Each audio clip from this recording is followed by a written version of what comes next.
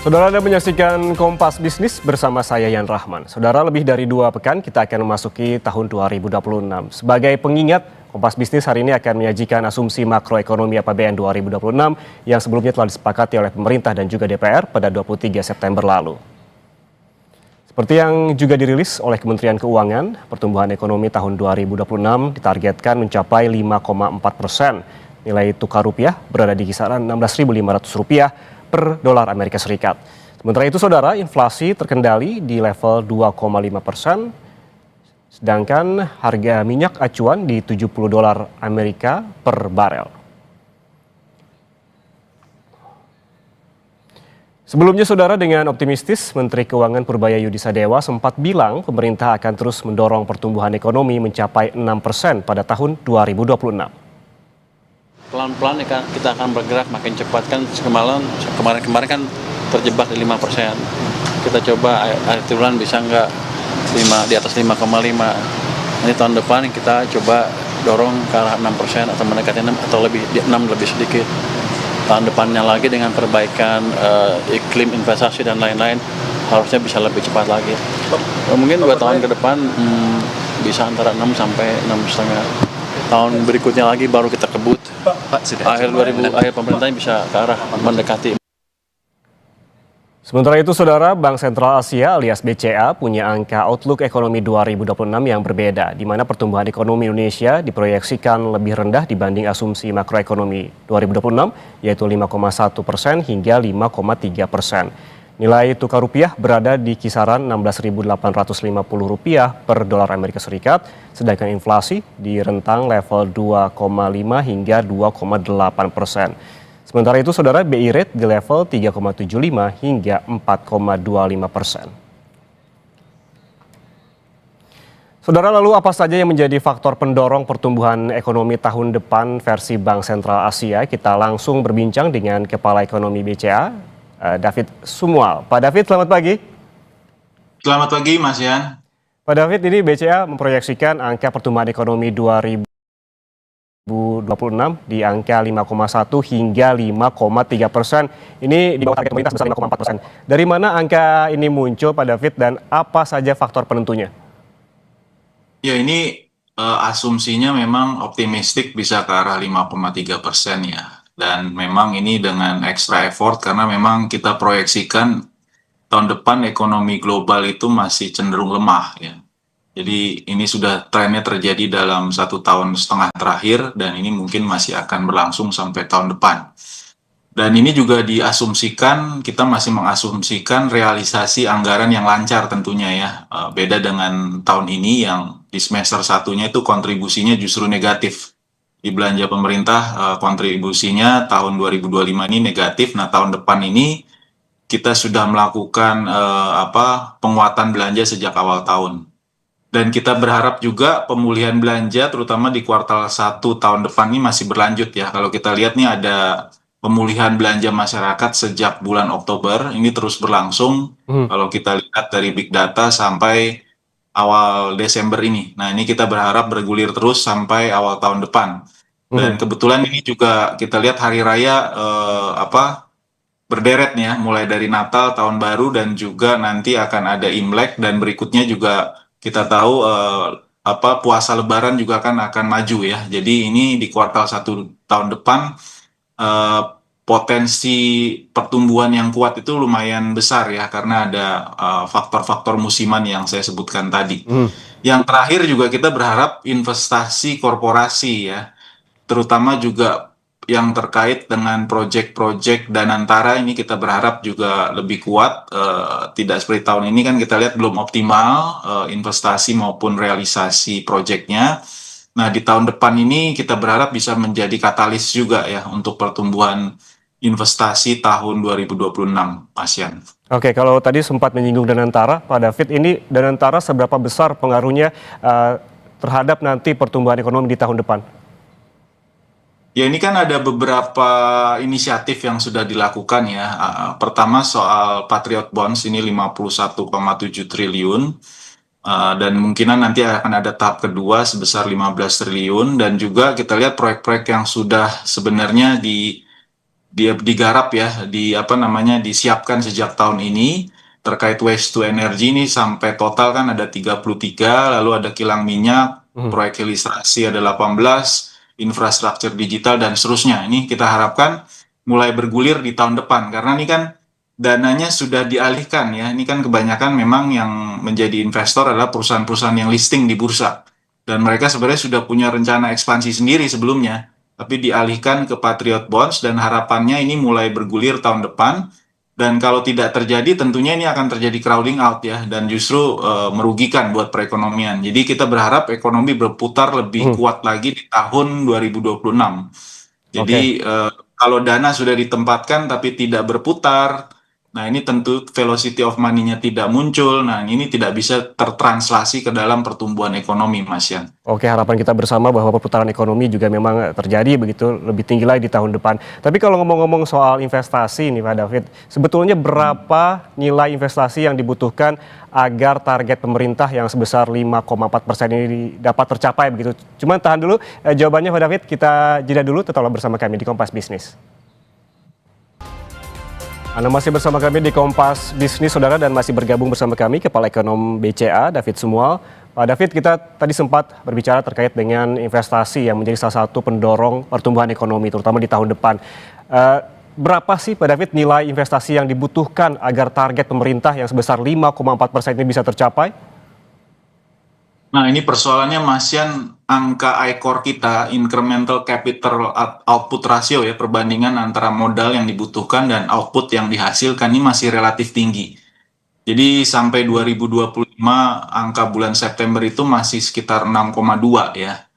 Dan itu dalam share investasi sampai kuartal 3 itu sekitar 30%. Nah ini beda dengan negara-negara tetangga kita. Contoh Vietnam itu separuh dari kita, hanya 3 ya ICOR-nya. Jadi kalau kita ingin pertumbuhan yang tinggi, itu kita butuh investasi yang jauh lebih besar dari Vietnam.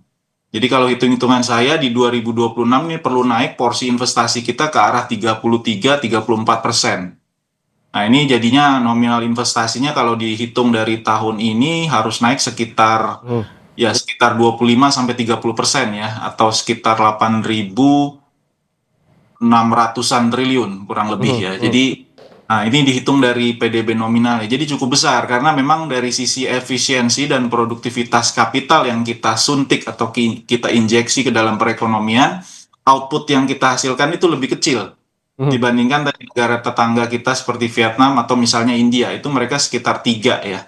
Angka ICOR-nya. Jadi memang perlu perbaikan dari sisi efisiensi, produktivitas agar kita tidak butuh investasi yang sedemikian besar ya untuk menghasilkan pertumbuhan ekonomi yang kurang lebih 5,5% tadi. Oke, ya, kalau kita melihat sepanjang tahun 2025 saja, apakah ini memungkinkan investasi yang jauh lebih besar dibanding negara tetangga Vietnam? Ya kalau untuk 2025 memang kalau kita perhatikan yang cukup menakjubkan Vietnam dan Malaysia ya. Jadi investasi asing juga kuat sekali. Kita lebih didrive oleh investasi domestik. Justru untuk investasi asing 2 kuartal terakhir itu kita kecenderungan turun. Terakhir di kuartal 3 itu kita turun sekitar 7% investasi asing ya.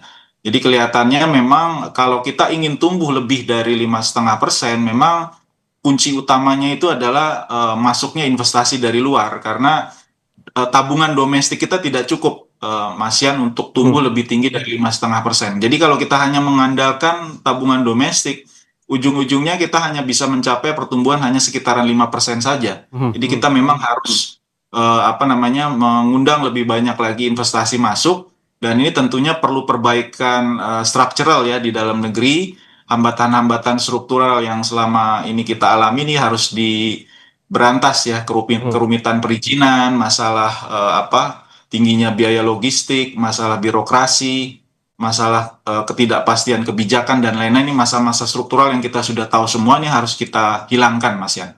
Oke, tadi soal regulasi berarti artinya ini apa saat ini yang menjadi regulasi yang menjadi penghambat pertumbuhan menurut Anda, Pak David? Ya, saya pikir dari sisi infrastruktur kita sudah cukup bersaing ya dengan negara-negara tetangga.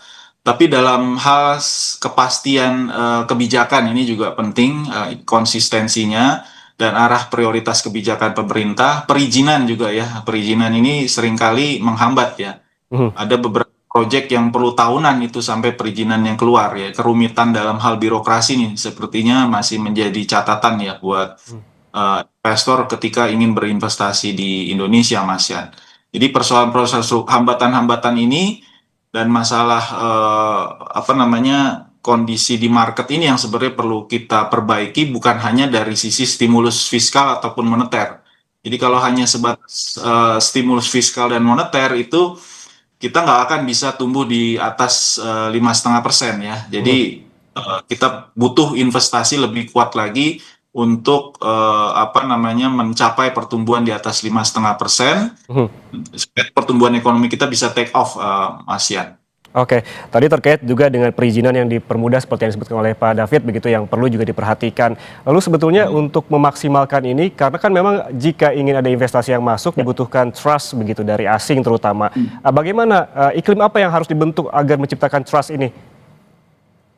Ya, saya pikir kepastian yang paling penting ya dari sisi regulasi. Kita sering kali mendapati di lapangan itu perubahan-perubahan yang tidak diduga sebelumnya gitu ya.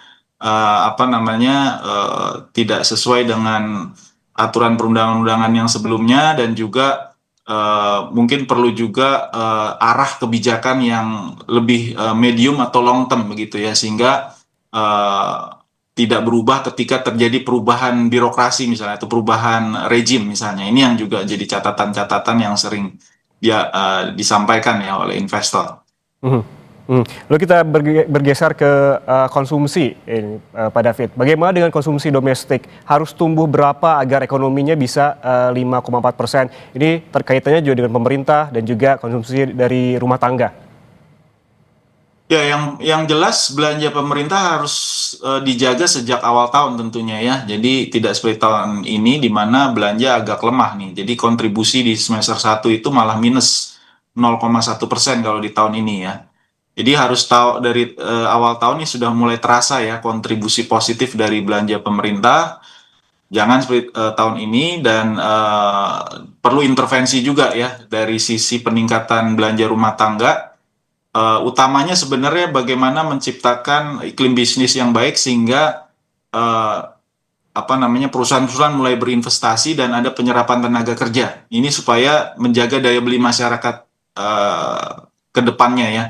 Jadi mungkin kalau untuk operasi Mhm. stabilisasi harga memang masih dibutuhkan ya, tapi ini kan untuk hal-hal yang darurat ya. Misalnya sekarang kita sedang ada bencana ya kita perlu ada operasi stabilisasi Mhm. harga ya, untuk menjaga daya beli. Tapi yang paling Oke. penting adalah dari segi penyerapan tenaga kerjanya yang kita lihat Mhm. terutama untuk yang labor intensive industry ini agak menurun ya. Mhm. Kita lihat investasi memang lebih kencang itu di capital intensive apa sektor dibandingkan labor intensif sektor dalam 1-2 tahun terakhir ini. Oke, Pak David, tadi Anda sempat menyinggung soal bencana begitu. Informasinya terkait dengan bencana yang terjadi di Sumatera ini akan menggerus begitu terkait ataupun memengaruhi pertumbuhan ekonomi di kuartal keempat di tahun ini, di tahun 2025. Bagaimana dengan tahun depan, paling tidak di kuartal pertama tahun 2026? Apakah ini masih akan berpengaruh? Ya, saya pikir untuk kuartal 4 ya paling tidak di akhir November sampai Desember ini pasti akan dipengaruh ya dari sisi konsumsi dan produksi masyarakat dan sampai awal tahun depan ya. Jadi perhitungan kami ini dampaknya sekitar 0,2 sampai 0,3% terdistribusi dalam dua kuartal ini, kuartal 4 tahun ini dan kuartal 1 tahun depan. Dan ini tentu akan menurunkan dari sisi produksi karena jalur logistik distribusi ini terganggu, konsumsi masyarakat juga terganggu dan juga harga-harga kan meningkat ya sehingga daya beli masyarakat juga tertekan. Hmm. Namun kita melihat kalau pemerintah komit untuk melakukan rekonstruksi dan perbaikan yang hitung-hitungan kami bisa sekitaran 50 triliunan ya sampai mungkin bisa lebih 50-60 triliunan untuk biaya rekonstruksi. Ini tentunya bisa mendorong pertumbuhan di Sumatera ya, 3 provinsi yang sekarang terkena dampak sangat signifikan ya. Jadi kita melihat mulai kuartal 2 atau kuartal 3 tahun depan pertumbuhan di 3 provinsi ini malah lebih kuat lagi, terutama dari upaya rekonstruksi yang kemungkinan nanti akan dilakukan. Oke, kalau kita melihat bahwa terkait juga dengan bencana ini, Pak David, ada pertumbuhan ekonomi yang berpengaruh di kuartal keempat di tahun 2025 begitu. Ada juga bantuan yang memang disiapkan oleh pemerintah karena ada memang fiskal ataupun ruang fiskal sebesar 60 triliun yang disebutkan oleh Menteri Keuangan. Tentunya yang didorong adalah percepatan dari pemulihan bencana ini. Menurut Anda, seberapa pengaruh percepatan, karena kan memang ini dibutuhkan waktu yang begitu lama untuk memulihkannya. Seberapa pengaruhkah percepatan dari pemulihan ini terhadap pertumbuhan ekonomi? Bagaimana jika lebih cepat dan bagaimana risikonya jika lebih lambat? Ya, tentunya kalau misalnya lebih lambat, ini akan proses pemulihannya lebih lama. Yang paling penting kan memulihkan jalur-jalur distribusi nih ya, jembatan, jalan yang rusak ya. Lalu juga saya perhatikan juga ini banyak jalan-jalan yang menuju ke pelabuhan ini juga bermasalah sehingga produksi yang dilakukan ini terhambat ya. Masyarakat berbagai macam produksinya mulai dari perkebunan, pertambangan pasti akan terganggu ya. Jadi saya pikir ini harus ada percepatan dan proses rekonstruksi mungkin tidak bisa dilakukan segera. Saya agak pesimis bisa dilakukan segera di tahun ini, mungkin awal tahun depan ya paling cepat ini mulai bisa dilakukan, dan ini juga seharusnya bisa menggerakkan perekonomian juga dan juga menyerap tenaga kerja juga ya paling tidak ya, sehingga gairah ekonomi di 3 provinsi itu kembali meningkat ya. Ini seperti dulu juga pernah terjadi ketika ada bencana tsunami ya. Memang waktu itu juga 2 kuartal dampaknya. Namun setelah itu ada proses rekonstruksi pembangunan rumah, sarana sosial, sarana umum ya, yang akhirnya juga menggerakkan perekonomian di Aceh waktu itu yang membuat perekonomian juga cukup tinggi pertumbuhannya ketika itu. Oke. Mudah-mudahan seperti itu ya, bisa menggerakkan ekonomi dan juga penyerapan tenaga kerja. Kita beralih ke masih terkait dengan outlook perekonomian dari versi Bank BCA terkait juga dengan kurs rupiah pada tahun depan. Pak David, apa yang harus diwaspadai oleh otoritas terkait dengan rupiah di tahun depan? Ya, seperti perkiraan kami rupiah kelihatannya skenarionya kalau skenario soft landing yang terjadi di mana suku bunga Fed akan turun bertahap, ini cukup kondusif buat rupiah kita ya. Jadi rupiah kita akan bergerak di sekitaran tadi 16.8, 16.850 rata-ratanya kurang lebih. Tapi tadi dengan asumsi ekonomi Amerika Serikat melambat secara bertahap dan suku bunga Fed akan turun juga secara bertahap ya. Jadi ini skenario yang sering kita sebut sebagai skenario soft landing. Tapi yang paling dikhawatirkan kan ini masalah di Amerika Serikat ya. Ada kekhawatiran soal fiskal di Amerika Serikat. Jadi walaupun suku bunga turun, belum tentu yield dari obligasi di Amerika Serikat ikut-ikutan turun. Kalau kita lihat trennya malah yang jangka menengah panjang cenderung naik. Dan ada vulnerability juga, probabilitas kemungkinan ekonomi Amerika Serikat memasuki resesi atau bahkan krisis kalau misalnya bubble di pasar modal terutama yang dipicu oleh kenaikan harga saham-saham teknologi ini meletus gitu ya, dan ini tentunya akan membuat volatilitas yang cukup tinggi juga gitu ya, karena kalau kita lihat dari sisi risiko ya, risiko konsentrasi maupun risiko valuasi ini sudah cukup mahal ya harga saham-saham teknologi di Amerika Serikat, dan ini tentu akan juga merembes ke banyak negara emerging market ya, terjadi volatilitas, tapi ini biasanya tidak lebih dari setahun. Jadi kita berharap kondisi yang terjadi seperti di 2008 itu kan juga ada masalah, tapi setelah itu kita lihat ada pemulihan yang cukup cepat di harga komoditas ya. Jadi kalau kita bisa siapkan kondisi ekonomi fundamental kita, buffer kita kuat, kita bisa bertahan, kita berharap dalam skenario hard landing kita juga bisa tumbuh cukup baik ya setahun berikutnya. Jadi tapi sejauh ini skenario masih skenario soft landing di mana rupiah akan relatif stabil di sekitaran 16.800 tadi Mas Ian. Oke, kalau kita lihat tadi yang dibahas terkait dengan bagaimana situasi polemik di secara global, ada juga The Fed tadi dan situasi ekonomi global. Bagaimana dengan domestik? Apa yang harus diwaspadai Pak David, terutama di dunia usaha begitu? Ya, saya pikir dari sisi inflasi juga perlu diperhatikan ya. Kita lihat inflasi masih relatif stabil. Ini untuk menjaga daya beli masyarakat. Kita perkirakan 2,5 sampai 2,8%.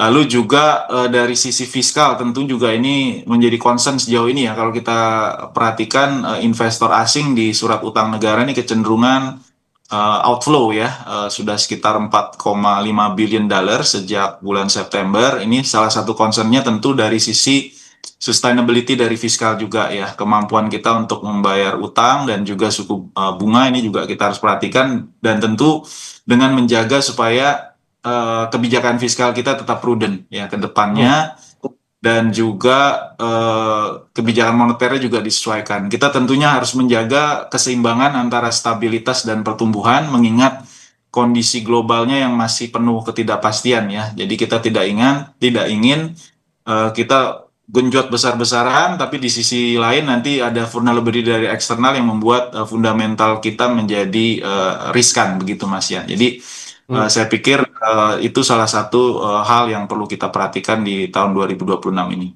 Oke, yang menjadi fokus lainnya juga terkait dengan BI Rate ya, Pak David. Ini bagaimana arah BI Rate agar lebih fokus lagi? Apa peran moneter untuk mendorong pertumbuhan ekonomi lagi di tahun depan? Ya, BI rate ini tergantung sekali dengan bagaimana kebijakan moneter Amerika Serikat ya. Jadi Amerika Serikat kita perkirakan masih ada peluang untuk penurunan suku bunga yang lebih agresif ya tahun depan, mengingat memang ekonomi Amerika Serikat yang cenderung melemah. Jadi ketika Fed menurunkan suku bunga atau ada ekspektasi penurunan suku bunga Fed, itu tentunya memberikan ruang buat bank sentral untuk menurunkan. Tapi tentunya kebijakan moneter dan fiskal ini ada limitnya, ada batasnya ya. Tidak bisa kita dorong hanya lewat kebijakan fiskal dan moneter. Jadi kita harus melihat peluang-peluang juga dari sisi kebijakan perdagangan, investasi. Misalnya kita baru saja mendapat apa, ya mudah-mudahan tahun depan sudah bisa diratifikasi untuk EU CEPA dengan Eropa. Nah, ini peluang buat kita untuk mendorong pertumbuhan lewat market yang baru terbentuk ya. Dengan Kanada juga kita ada perjanjian, itu tentunya bisa mendorong peluang kita ke depan untuk bukan hanya dari fiskal dan moneter saja, tapi dari sisi investasi ya, dan juga perdagangan, agar net ekspor kita bisa lebih kuat lagi ke depan, ASEAN. Oke, berarti ada sejumlah catatan begitu yang paling tidak yang saya tulis tadi, ada kebijakan moneter Amerika Serikat yang juga mempengaruhi, ada suku bunga The Fed tentunya kaitannya juga dengan kebijakan moneter Amerika Serikat, dan masih ada kabar baiknya, masih ada peluang pertumbuhan dengan adanya market yang baru di Eropa tadi disebutkan oleh Pak David. Terima kasih Kepala Ekonom BCA David Sumo atas waktunya bersama kami di Kompas Bisnis. Sehat selalu. Yes, terima kasih. Saudara jangan kemana-mana, Sapa Indonesia Pagi masih akan kembali untuk Anda. Tetaplah bersama kami.